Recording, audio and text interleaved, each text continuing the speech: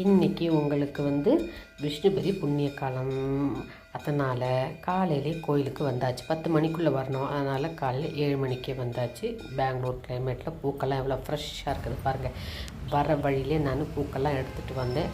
எல்லார் வீட்டு வாசலும் நிறைய பூ இருந்துச்சு. எடுத்துகிட்டு வந்து சாமி கும்பிட்டாச்சு. கொடிமரத்தை 27 முறை கொடிமரத்தும் கருவறையோடு சேர்த்து சுற்றியாச்சு. எங்களுக்கு சின்ன கோயில் தான், அதனால் கொடிமரம் சுற்றி அப்படியே கருவறையும் சுற்றி வந்தோம்னா 27 சுற்றி எனக்கு முடிஞ்சிருச்சு.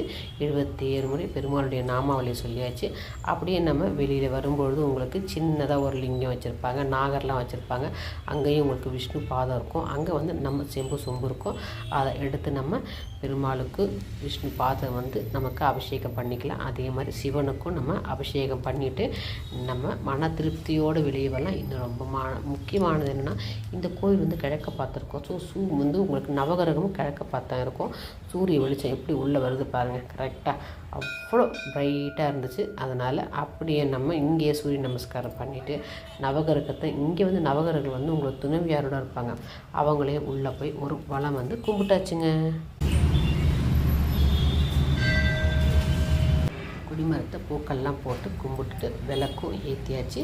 அப்படியே நமக்கு தரிசனம் இன்றைக்கி பெருமாள் கொடுக்க போகிறாரு. உள்ளே எல்லா அபிஷேகம்லாம் முடிஞ்சு திரையை விளக்கணும்னு நம்ம பெருமாளை பார்த்துட்டு அப்படியே வர வேண்டியது தான். இன்னும் கொஞ்சம் நேரத்தில் நம்ம பெருமாள் கருவறையில் இருக்க பெருமாள் நின்ற கோலத்தில் நமக்கு அபய விஸ்து, அதாவது நான் காப்பாற்றுகிறேன் அப்படின்னு கையை நம்ம பக்கம் காட்டி வச்சுருப்பார். கையை கீழே திருவடியை வணங்குங்கன்னு இருக்காது. திருப்பதியில் கையை கீழே வச்சுருப்பார். இங்கே கையை ஆசீர்வாதம் பண்ணுற மாதிரி இருக்கும் அபயஹஸ்துல.